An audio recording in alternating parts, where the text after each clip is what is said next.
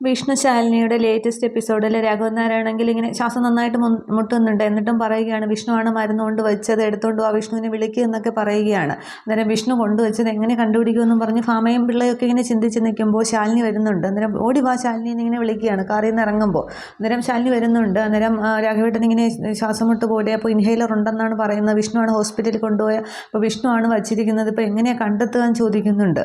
അന്നേരം ശാലിനി പറയുന്നുണ്ട് അതിൻ്റെ പ്രിസ്ക്രിപ്ഷൻ ഉണ്ടെങ്കിൽ ഞാൻ പോയി വാങ്ങിക്കൊണ്ടുവരാം, അല്ലെങ്കിൽ അച്ഛനെ ഹോസ്പിറ്റലിൽ കൊണ്ടുപോകാം, അല്ലെങ്കിൽ ഈ വീട്ടിൽ എവിടെയെങ്കിലും ആയിരിക്കുമല്ലോ, നമുക്ക് നോക്കാം എന്നൊക്കെ ഇങ്ങനെ പറയുന്നുണ്ട്. അന്നേരമാണെങ്കിൽ വീണ്ടും രാഘവൻ നായർ വേദന കൊണ്ട് ഹോസ്പിറ്റലിൽ ഒന്നും പോകേണ്ട, മരുന്നെടുത്താൽ മതി, വിഷ്ണുവിനെ വിളിക്കുക എന്നൊക്കെ പറയുന്നുണ്ട്. അന്നേരം പിള്ള പറയുന്നുണ്ട് ശിവനെയാണ് പറയുന്നത്, ശിവനെ വിളിച്ചാൽ എങ്ങനെ മരുന്ന് കിട്ടുമെന്നൊക്കെ അവരും പറയുന്നുണ്ട്.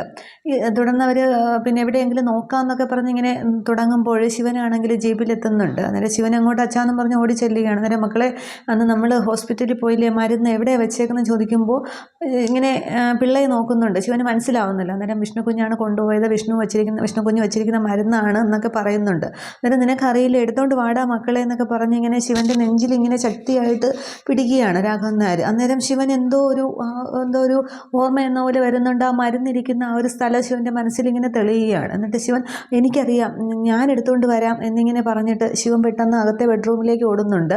അന്നേരം ശാലിനിയും പിന്നാലെ പോവുകയാണ്. എന്നിട്ട് ശിവനാണെങ്കിൽ അവർ ശാലിനിയുടെ വിഷ്ണുവിൻ്റെ റൂമിൽ ചെന്നിട്ട് ആദ്യം മേശയുടെ ഡ്രയറൊക്കെ തുറക്കുന്നുണ്ട്. എന്നിട്ട് ഇവിടെ എവിടെയോ ഉണ്ട് എന്ന് പറഞ്ഞിട്ട് ശിവനിങ്ങനെ അലമാരി തുറക്കുന്നുണ്ട്. എന്നിട്ടും കാണുന്നില്ല. എന്നിട്ട് ശിവനിങ്ങനെ ആലോചിക്കുകയാണ്. ശാലിനി ശിവനെ തന്നെ ഇങ്ങനെ ശ്രദ്ധിച്ച് നിൽക്കുന്നുണ്ട്. എന്നിട്ട് പെട്ടെന്ന് ശിവനാണെങ്കിൽ ആ ഓർമ്മ എന്ന കിട്ടിയ പോലെ അലമാരിയുടെ മുകളിൽ ഇങ്ങനെ കൈ എത്തുകയാണ്. കൈ എത്തുമ്പോൾ അവിടെ വേറെ എന്തൊക്കെയോ സാധനങ്ങളും പിന്നീട് ആ ഇൻഹേലറും തന്നെ നോക്കുന്നില്ല, താഴെ നിന്നുകൊണ്ട് കൈ എത്തി തന്നെ ആ ഇൻഹേലർ എടുക്കുന്നുണ്ട്. ഇതാണ് മരുന്ന് എന്ന് പറഞ്ഞുകൊണ്ട് ശിവൻ പെട്ടെന്ന് അതും കൊണ്ട് താഴേക്ക് വരുന്നുണ്ട്. അന്നേരം ശാലിനി ഇങ്ങനെ ആകെ അന്തം വിട്ട് നിൽക്കുകയാണ്. വിഷ്ണു കൊണ്ടുവച്ച മരുന്ന് ഇങ്ങനെ ശിവനെടുത്തതിൽ. എന്നിട്ട് ശാലിനിയും കൂടെ താഴേക്ക് വരുന്നുണ്ട്. ശിവനാണെങ്കിൽ കൊണ്ട് ഇൻഹേലർ രാഘവൻ നായർക്ക് അടിച്ചു കൊടുക്കുന്നുണ്ട്. അന്നേരം രാഘവൻ നായർക്ക് ശ്വാസം നേരെ ആവുന്നുണ്ട്. അന്നേരം മക്കളെ നീ രക്ഷിച്ചു, അച്ഛൻ വിട്ടു പോയില്ലല്ലോ എന്നൊക്കെ പറഞ്ഞ് ശിവനെ കെട്ടിപ്പിടിച്ച് ഉമ്മയൊക്കെ കൊടുക്കുന്നുണ്ട് നെറ്റിയിലേക്ക്. അന്നേരം സത്യഭാമയും പൊന്നിയൊക്കെ ഇത് നോക്കി നിൽക്കുകയാണ്. എന്നിട്ട് പിള്ളച്ചേട്ടനോട് പിന്നെ ശിവൻ പറയുന്നുണ്ട് അച്ഛനെ അകത്ത് കൊണ്ടുപോയി കിടത്ത്, ഈ മരുന്ന് വെച്ച് ഇൻഹേലർ വെച്ചു, പിന്നീട് ആവശ്യം വരുമെന്ന് പറയും. പിള്ള അത് മേടിച്ചങ്ങ് പോക്കറ്റ് ഇടുന്നുണ്ട്. എന്നിട്ട് പിടിച്ച് അകത്തേക്ക് കൊണ്ടുപോവുകയാണ്. പിള്ളയും സത്യഭാമയും പൊന്നിയൊക്കെ അങ്ങ് അകത്തേക്ക് കയറി പോകുന്നുണ്ട്. ശാലിനി ആണെങ്കിൽ ശിവനെ തന്നെ ഇങ്ങനെ ശ്രദ്ധിച്ച് നിൽക്കുകയാണ്. എന്നിട്ട് ശാലിനി ചോദിക്കുന്നുണ്ട്. എന്നിട്ട് ശിവനും ചിന്തിക്കുകയാണ് മരുന്ന് എങ്ങനെ അവിടെ ഉണ്ട് എന്നുള്ളത് ശിവന് മനസ്സിലായി എന്നുള്ളത്. അന്നേരം ശാലിനി ചോദിക്കുന്നുണ്ട് വിഷ്ണുവേട്ടൻ കൊണ്ടുവച്ച മരുന്ന് ശിവന് അവിടെ ഉണ്ടെന്ന് എങ്ങനെ മനസ്സിലായി ചോദിക്കുമ്പോൾ ശിവൻ ആദ്യം ശ്രദ്ധിക്കുന്നില്ല. ശിവൻ ആലോചിച്ച് നിൽക്കുകയാണ്, എങ്ങനെ മനസ്സിലായി ശിവ എന്നിങ്ങനെ ചോദിക്കുമ്പോൾ പെട്ടെന്ന് ശിവൻ ശാലിനിയുടെ മുഖത്ത് നോക്കാതെ പറയുന്നുണ്ട് അതിന് കളക്ടറുടെ ബുദ്ധിയൊന്നും വേണ്ട, കോമൺ സെൻസ് മാത്രം മതി. നമ്മൾ വീട് പൂട്ടി പോകുമ്പോൾ താക്കോൽ എവിടെയാണ് വെക്കുന്നത്, ഈ ചവിട്ടിയുടെ അടിയിലോ ചെടിച്ചട്ടിയിലോ ഒക്കെ വെക്കും. അപ്പോൾ ഈ മരുന്നും എന്തായാലും സേഫായിട്ടുള്ള ഒരു സ്ഥലത്ത് വിഷ്ണുവിനെ എടുക്കാൻ പെട്ടെന്ന് എളുപ്പമുള്ള സ്ഥലം അൽമാരിക്കുള്ളിലായിരിക്കും. പക്ഷേ അത് കുഞ്ഞുങ്ങളെടുത്ത് കളിക്കും എന്ന് കരുതി അൽമാരിയുടെ മുകളിലായിരിക്കും വെച്ചത്, അത്രയേ ഉള്ളൂ എന്നിങ്ങനെ പറയുകയാണ്.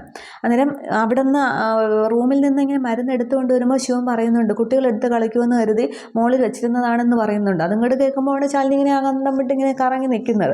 അന്നേരം ശിവന് ഇതും കൂടി പറയുമ്പോൾ ശാലിനി ഒരുവിധം വിശ്വസിച്ചെന്ന പോലെ അത് മനസ്സിലാക്കി നിൽക്കുന്നുണ്ട്. എന്നിട്ട് അപ്പോൾ അകത്ത് നിന്ന് വീണ്ടും എൻ്റെ മക്കളെ എന്നൊക്കെ രാഘവൻ നായർ ഇങ്ങനെ വിളിക്കുന്നുണ്ട്. അന്നേരം അച്ഛൻ വിളിക്കുന്നു, ഞാൻ ദാ വരുന്നു എന്ന് പറഞ്ഞിട്ട് ശിവന് അകത്തേക്ക് പോകുന്നുണ്ട്. ഹാളിലെത്തിയിട്ട് ശിവനിങ്ങനെ തിരിഞ്ഞ് ശാലിനി ഇങ്ങനെ ചിന്തിച്ച് നിൽക്കുകയാണ്, എന്നാലും അതെങ്ങനെ മനസ്സിലായി എന്നുള്ളത്. അന്നേരം ശിവനും കരുതുകയാണ് ശാലിനിയോട് ഞാൻ എങ്ങനെയൊക്കെ പറഞ്ഞെങ്കിലും ആ മരുന്ന് അവിടെ ഉണ്ടെന്ന് എനിക്ക് എങ്ങനെ മനസ്സിലായി, എൻ്റെ ഉള്ളിൽ നിന്ന് ആരോ പറഞ്ഞു തരുന്നത് പോലെയെന്ന് പറഞ്ഞ് ശിവനിങ്ങനെ അപ്പോഴൊക്കെ ഇങ്ങനെ നെഞ്ചിൽ ഹൃദയഭാഗത്ത് ഇങ്ങനെ കൈവച്ച് ഇങ്ങനെ പിടിക്കുകയൊക്കെ ചെയ്യുന്നുണ്ട്, വേദന എന്ന് വരുന്ന പോലെ. എന്നിട്ട് വീണ്ടും രാഘവൻ നായരെ വിളിക്കുമ്പോൾ അതാ വരുന്നു എന്നും പറഞ്ഞ് കയറി പോവുകയാണ് ചെയ്യുന്നത്. അന്നേരവും ശാലിനി ചിന്തിച്ച് നിൽക്കുന്നുണ്ട്. പക്ഷേ ഇതിൽ ഇടയ്ക്ക് ഒരു സീൻ കൂടിയുണ്ട്. ശിവൻ വരുമ്പോൾ ശിവൻ്റെ കയ്യിലൊരു ഫയൽ ഉണ്ടായിരുന്നു, ആ ഒരു ഡെത്ത് സർട്ടിഫിക്കറ്റാണ്. മരുന്ന് എടുക്കാനൊക്കെ മുകളിലേക്ക് പോകുമ്പോൾ ശിവൻ ആ ഫയൽ അവിടെ കസേരയിൽ വെച്ചിട്ടാണ് പോകുന്നത്. എന്നിട്ട് ശാലിനി അതൊക്കെ കണ്ടുപിടിച്ച് കൊടുത്തതിന് ശേഷം രാഘവൻ നായർ അകത്തേക്ക് പോയ ശേഷം ശിവനോട് ശാലിനി ഇങ്ങനെ ചോദിക്കില്ല ഇതെങ്ങനെ മനസ്സിലായി എന്നുള്ളൂ. അപ്പോൾ ഉത്തരവൊക്കെ പറഞ്ഞ ശേഷം ശിവൻ പറയുന്നുണ്ട് ആ തിരക്കിനിടയിൽ തരാൻ മറന്നു പോയതാ ഡെത്ത് സർട്ടിഫിക്കറ്റ് എന്ന് പറഞ്ഞാൽ ശാലിനിയുടെ കയ്യിലേക്ക് വെച്ച് കൊടുക്കുന്നുണ്ട്. എന്നിട്ടാണ് ശിവനകത്തേക്ക് പോകുന്നതൊക്കെ. അതേസമയം രാത്രിയാണെങ്കിൽ കുടുംബശ്രീ വീട്ടിലെ ശാരിയാണെങ്കിലും ശാരിയല്ല ശ്യാമയാണെങ്കിലും ഉമ്മറത്തിരുന്ന് ഇങ്ങനെ ഫോണൊക്കെ നോക്കിയാണ്. അകത്താണെങ്കിൽ ശാരികയുടെ കുഞ്ഞ് ഉറക്കം ഉണർന്ന് ഇങ്ങനെ കരയുകയാണ്. ശാരിക അവിടെ ഇല്ല, ആ സമയം ആ റൂമിൽ കാണിക്കുന്നില്ല. അന്നേരം ഗോപാലകൃഷ്ണൻ ഇങ്ങനെ ഓട്ടോയിൽ വരുന്നുണ്ട്. അന്നേരം കുഞ്ഞിൻ്റെ കരച്ചിലാണല്ലോ കേൾക്കുന്നതെന്ന് പറയുന്നുണ്ട്. അന്നേരം നീ എടുത്താൽ അതിനെ ഒന്ന് കരച്ചിൽ മാറ്റാമെന്ന് പറയുന്നുണ്ട്. അന്നേരം അത് തൊണ്ട പൊട്ടി കരയുകയാണ്. അതിൻ്റെ കരച്ചിൽ ഞാൻ എടുത്താൽ മാറ്റത്തൊന്നുമില്ല, ഞാൻ മാറത്തൊന്നുമില്ല എന്ന് പറയുന്നുണ്ട്. അന്നേരം നീ ഒരു പെണ്ണ് തന്നെയാണോ എന്നിങ്ങനെ ചോദിക്കുന്നുണ്ട്.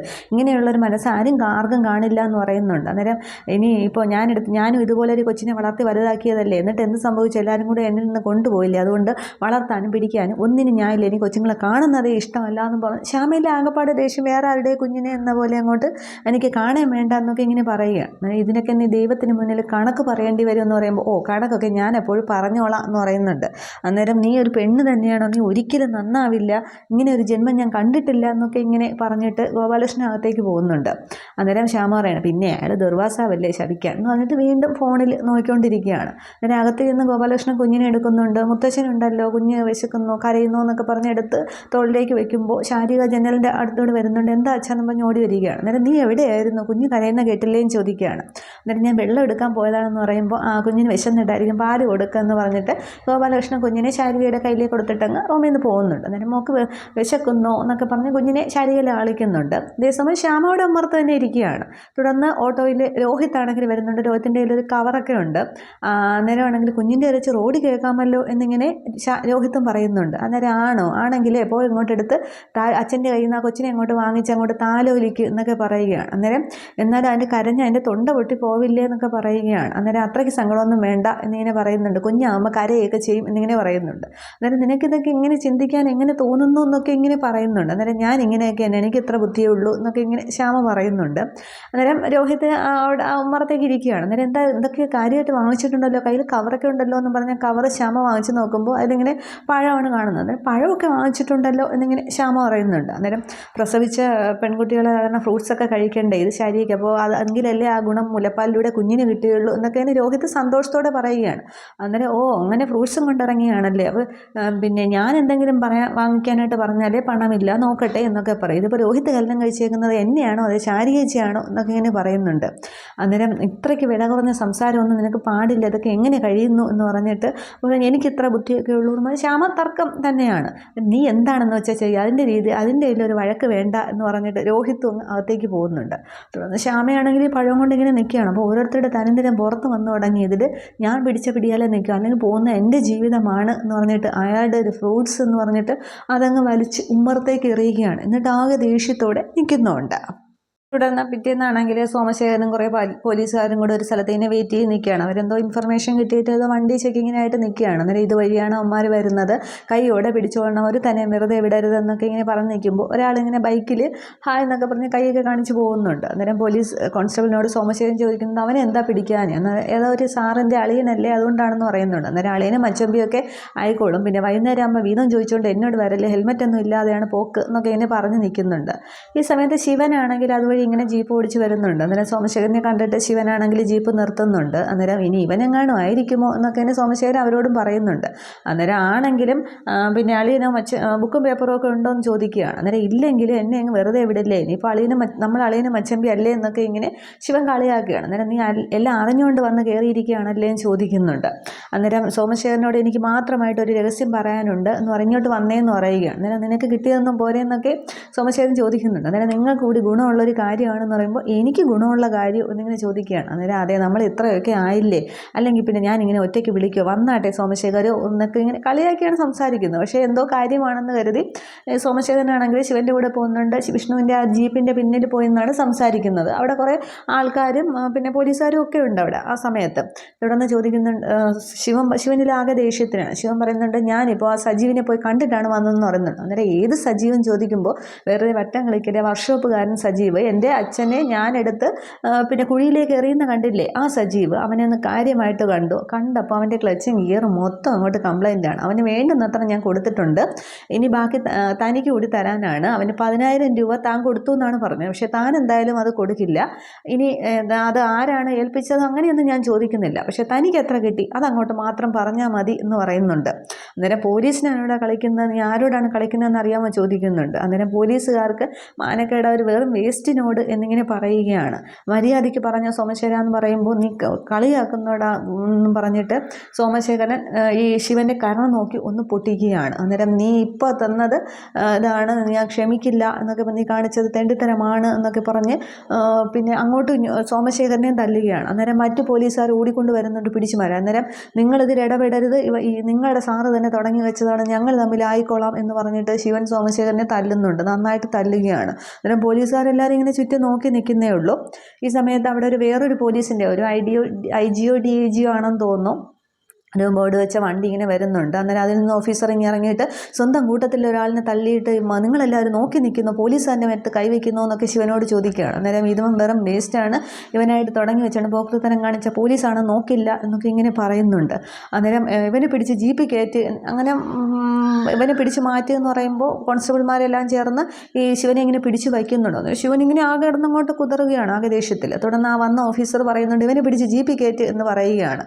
തുടർന്ന് പിന്നെ ശിവനെ ജീപ്പിൽ കയറ്റി പോലീസുകാർ കൊണ്ടുപോകും. അങ്ങനെയാണ് ഈ സോമശേഖരന് ശിവനെ ഒരു ദിവസം ഈ ജയിലിൽ കിട്ടുന്നതൊക്കെ. പക്ഷെ പക്ഷെ മഹേന്ദ്രൻ കൊടുത്ത ആ കേസല്ല, മഹേന്ദ്രയുടെ കേസില്ല എന്ന് പറഞ്ഞാൽ നേരത്തെ എപ്പിസോഡ് പോലെ തന്നെയാണ്. നാളത്തെ ഇന്നലെ ഇട്ട ആ ഒരു പ്രൊമോയിൽ പറഞ്ഞ പോലെ ശിവനെ കിട്ടുന്നത് ഈ പോലീസിനെ തല്ലി എന്നുള്ളൊരു കേസിനാണ് ശിവനെ അവിടെ കിട്ടുന്നതൊക്കെ. അതിനാണ് ശാലിനി വന്ന് ഇങ്ങനെ കുറ്റം ഉണ്ടായിട്ട് തന്നെയാണ് എന്നുള്ളത് ആ ശിവൻ്റെ മേലുള്ള നിരപരാധിത്വത്തോടെ തെളിയിക്കുന്നതും കളക്ടർ ഇറക്കിക്കൊണ്ട് പോകുന്നതും ഒക്കെ. അതേസമയം ശാലിനിയാണെങ്കിൽ ആ LICയുടെ പേപ്പർ വിഷ്ണുവിൻ്റെ ഇൻഷുറൻസ് തുക ശരിയാക്കാനായിട്ട് LIC ഓഫീസിലെത്തുന്നുണ്ട്. ഡെത്ത് സർട്ടിഫിക്കറ്റ് എല്ലാം കൊടുക്കുകയാണ്. അന്നേരം ഇനി എന്തെങ്കിലും ഫോർമാലിറ്റീസ് ഉണ്ടോ എന്ന് ചോദിക്കുമ്പോൾ രേഖകളെല്ലാം കറക്റ്റാണ്, 2 ദിവസത്തിനകം മാഡത്തിൻ്റെ അക്കൗണ്ടിൽ ക്യാഷ് വരുമെന്ന് പറയുകയാണ്. അന്നേരം അതിന് താങ്ക്സ് പറയുകയാണ്. അന്നേരം മാഡത്തിൻ്റെ കാര്യമായതുകൊണ്ടാണ് പെട്ടെന്ന് മുന്നോട്ട് നീങ്ങിയതെന്നൊക്കെ പറയുന്നുണ്ട്. അന്നേരം ശരി ഞാൻ ഇറങ്ങിയാണെന്നും പറഞ്ഞ് ശാലിനി അവിടെ തന്നെ എഴുന്നേക്കാൻ തുടങ്ങുമ്പോൾ കമലിനാണെങ്കിൽ ശാലിനിയെ ഫോൺ ചെയ്യുന്നുണ്ട്. അന്നേരം ഏട്ടത്തിയമ്മ ആശാനെയാണെങ്കിൽ ശിവനാശാനെയാണെങ്കിൽ സോമശേഖരൻ കേസ് കുടുക്കിയിരിക്കുകയാണ്, എത്രയും പെട്ടെന്ന് എന്തെങ്കിലും ചെയ്യണം, അല്ലെങ്കിൽ ശിവനാശനെ തല്ലി ചതയ്ക്കുമെന്ന് പറയുമ്പോൾ എന്താ കാര്യം കേസ് എന്താണെന്ന് ചോദിക്കുമ്പോൾ അതൊക്കെ അയാൾ കരുതിക്കുട്ടി ഉണ്ടാക്കിയതാണ്, പെട്ടെന്ന് എന്തെങ്കിലും ചെയ്യണമെന്ന് പറയുമ്പോൾ ശരി ഞാൻ ഉടനെ എത്താം എന്ന് പറഞ്ഞിട്ട് ശാലിനി ഫോൺ ചെയ്യുന്നുണ്ട്. അന്നേരം ഈ LIC ഓഫീസർ എന്താ വേണമെന്ന് ചോദിക്കുമ്പോൾ ഒന്നുമില്ല, ഇതിൻ്റെ കാര്യങ്ങൾ മുന്നോട്ട് നീക്കിക്കോളൂ എന്ന് പറഞ്ഞിട്ട് ശാലിനി അവിടെ നിന്ന് ഇറങ്ങുന്നുണ്ട്. തുടർന്ന് അവിടെ ശിവനെ ആണെങ്കിൽ സ്റ്റേഷനിൽ കൊണ്ടെത്തുന്നുണ്ട്. അന്നേരം ലോക്കപ്പിൽ ശിവനെ ആക്കിയിട്ട് കുറേ പോലീസുകാർ, യൂണിഫോമിലൊന്നും അല്ല, യൂണിഫോമിലുള്ള 1-2 പേരേ ഉള്ളൂ, അല്ലാത്ത കുറേ സിവിൽ ഡ്രസ്സിലുള്ള കുറേ ഓഫീസറൊക്കെ ഇങ്ങനെ ചുറ്റും നിൽക്കുകയാണ്. അന്നേരം ശിവൻ ഇങ്ങനെ കൂളായിട്ട് നിൽക്കുന്നുണ്ട്. അപ്പോൾ സോമശേഖരൻ കരുതിക്കുട്ടി തന്നെയാണല്ലേ ചോദിക്കുന്നുണ്ട്. അന്നേരം അതെ, കസബയിൽ നിന്നാണ് ആളിറക്കിയിരിക്കുന്നത്, അവരല്ലെങ്കിലും പണ്ടേ മിടുക്കന്മാരാണെന്ന് പറയുമ്പോൾ അതൊക്കെ ആയിക്കോട്ടെ, പക്ഷേ എൻ്റെ ഒരു ജനനം ഉണ്ട്, അതിലാണെങ്കിൽ ഞാൻ പിന്നെ പോലീസ് സ്റ്റേഷനിൽ കിടന്ന് ഞാൻ എന്തായാലും മരിക്കില്ല, അങ്ങനെ ഒരു വരം എനിക്ക് കിട്ടിയിട്ടുണ്ട്, പിന്നെ പോലീസുകാരെ കൊല്ലുകയും ചെയ്യും എന്നിങ്ങനെ പറയുകയാണ്. ഇങ്ങനെ ശിവനിങ്ങനെ ചിരിച്ചൊക്കെ നിൽക്കുകയാണ്. പോലീസുകാരിങ്ങനെ ചുറ്റും നിൽക്കുന്നു ശിവനെ അടിക്കാനായിട്ട്.